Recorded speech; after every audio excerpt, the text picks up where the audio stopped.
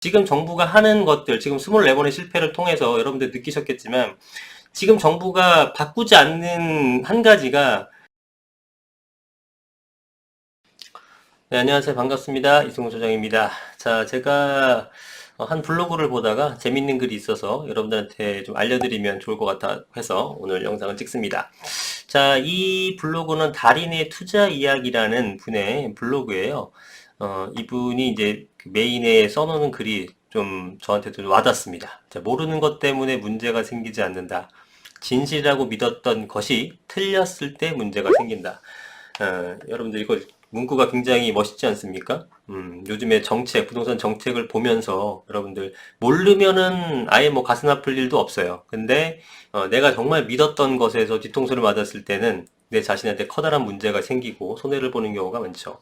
그래서 진실이라고 믿었던 것이 틀렸을 때 문제가 생기니까 여러분들 어떤 게 진실인지 잘 좀 파악하셨으면 좋겠습니다. 자, 이 다린님이 지금 2월 4일 변모 상무한테서 전화가 왔습니다. 라는 글을 썼는데 이 내용을 한번 소개시켜 드리도록 하겠습니다. 자, 어떤 내용인지 여러분들 파악이 되시죠? 어떤 거를 빗대어서 말씀하시는지. 저는 회사를 14년 정도 열심히 다니고 있었습니다. 급여가 만족스럽진 않았지만 열심히 하면 성과에 대한 보상도 어느 정도 있고 직원들 분위기도 나쁘지 않습니다.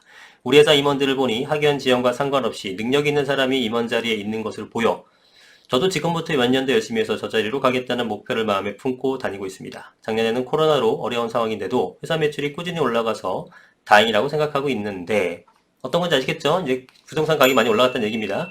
최근 업계에서 설립한 지 4년 정도 된 경쟁자에 대한 소문이 돕니다. 예, 현 정부고요.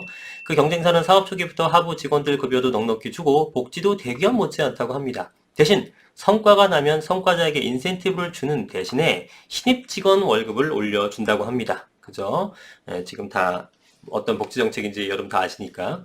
우리 회사에 비교하니 표면적으로는 부럽네요. 그런데 업계 관계자들 사이에서는 좋지 않은 소문이 간간히 들립니다. 매출을 위해 고객을 음해한다는 얘기도 있고, 우량한 전기 협력사와의 관계를 갑자기 정리해 협력사를 도산하게 만들고, 그렇게 남은 이익은 대표가 딴 주머니를 차 가족 관련 관계사를 지원한다는 소문이 돕니다.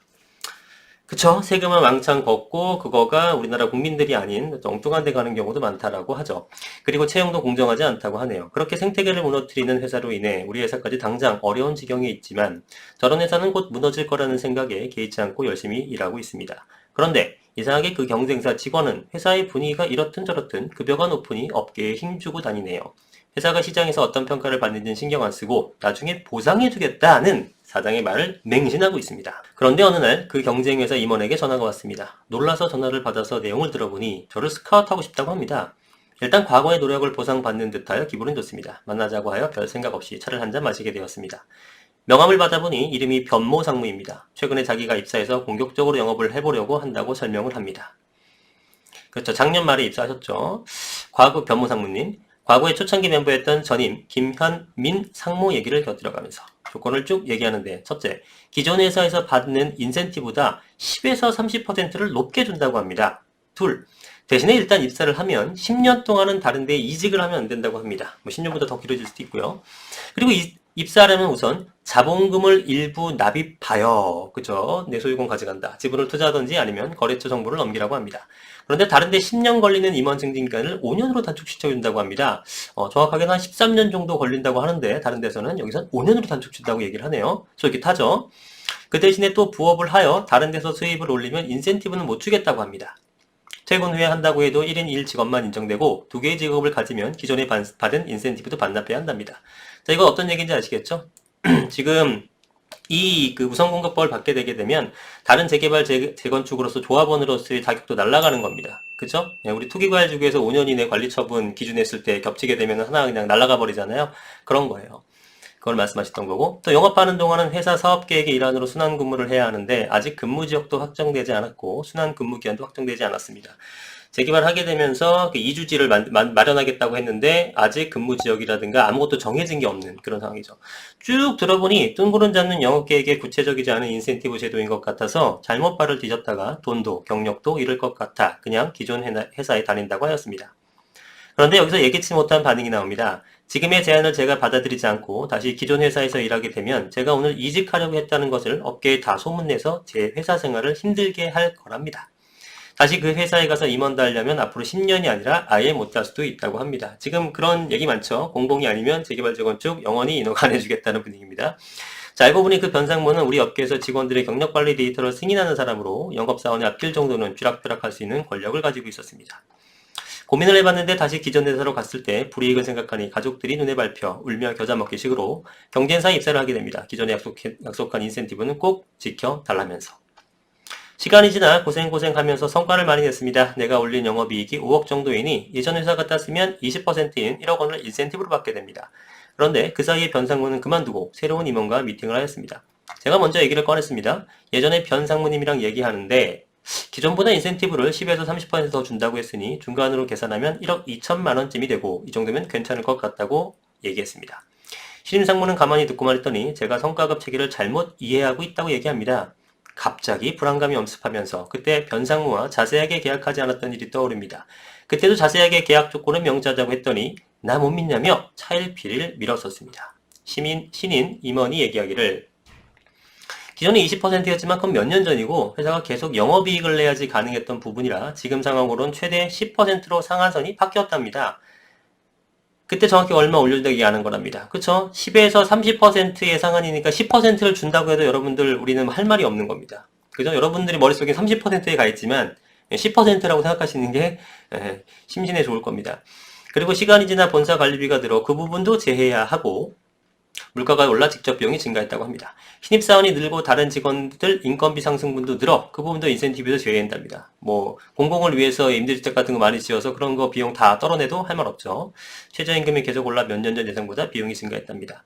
R&D 투자 비용도 공제해야 하고 회사가 어려워 대출을 추가로 받아 이자 비용도 늘었다고 합니다. 경제 상황이 바뀌고 금리도 올라 비용이 그때부터 증가했답니다. 그리고 내년에 또 업황이 어떻게 될지 모르니 예비비도 있어서 남은 것도 비용으로 처리한 다음에 나눠서 주겠답니다. 사업을 종료하려면 몇 년 더 있어야 하니 줄 것도 나눠서 준답니다. 머리가 하얘졌습니다. 그때 내가 그냥 기존 회사에 남았어야 하는데 라는 후회를 하지만 그러기엔 이미 늦었습니다. 상장되지 않는 휴지 조각 주식도 이미 매입했고 그래도 가족들 생각에 받아들입니다.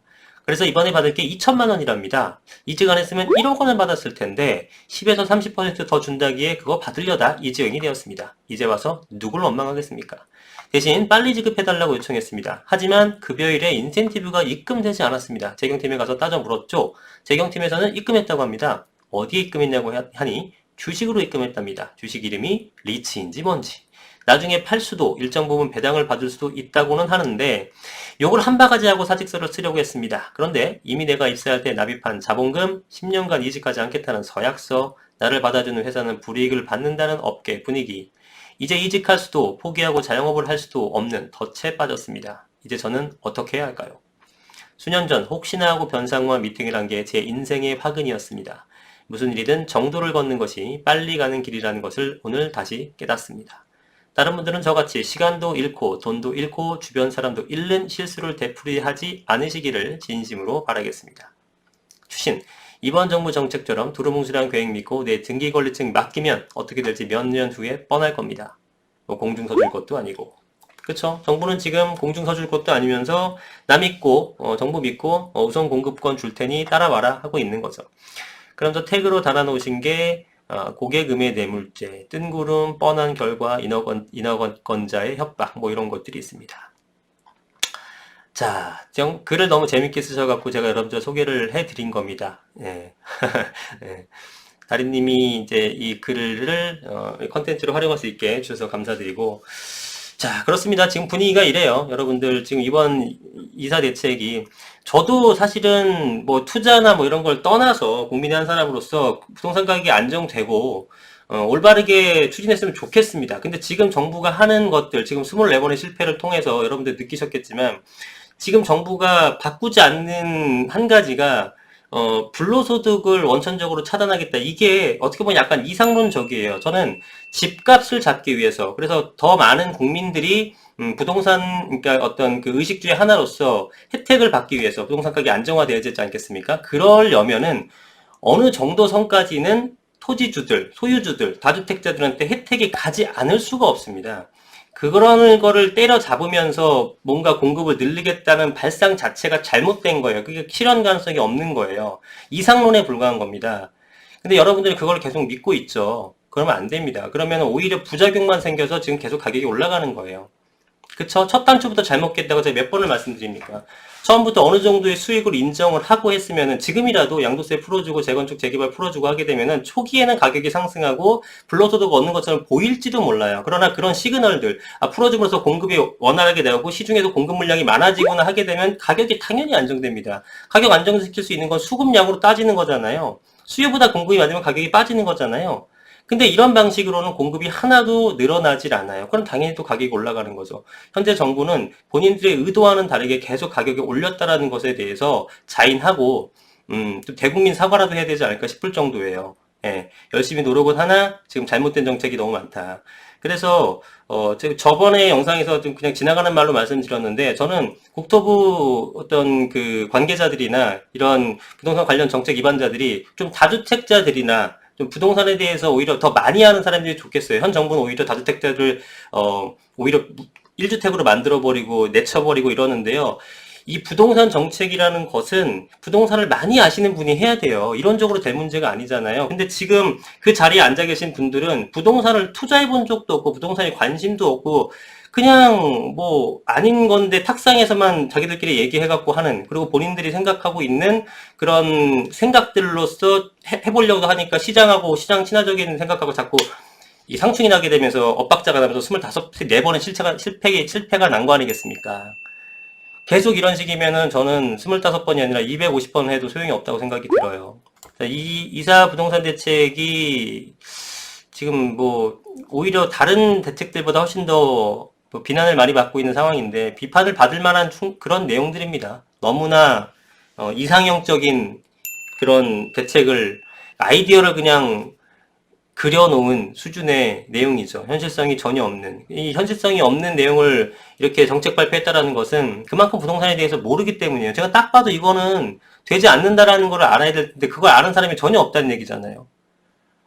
자, 믿을 분 믿고 못 믿을 분 못 믿으시겠지만 어떻게 될지, 이 이사 대책이 잘 성공적으로 안착이 될지 아닐지는 여러분들이 눈으로 확인하시면 됩니다. 지금까지처럼. 그리고 그로 인해서 내가 어떻게 판단을 해야 되고 어떻게 행동해야 될지를 잘 생각해 보시기 바랍니다. 네, 오늘 영상 여기까지 하겠습니다. 감사합니다.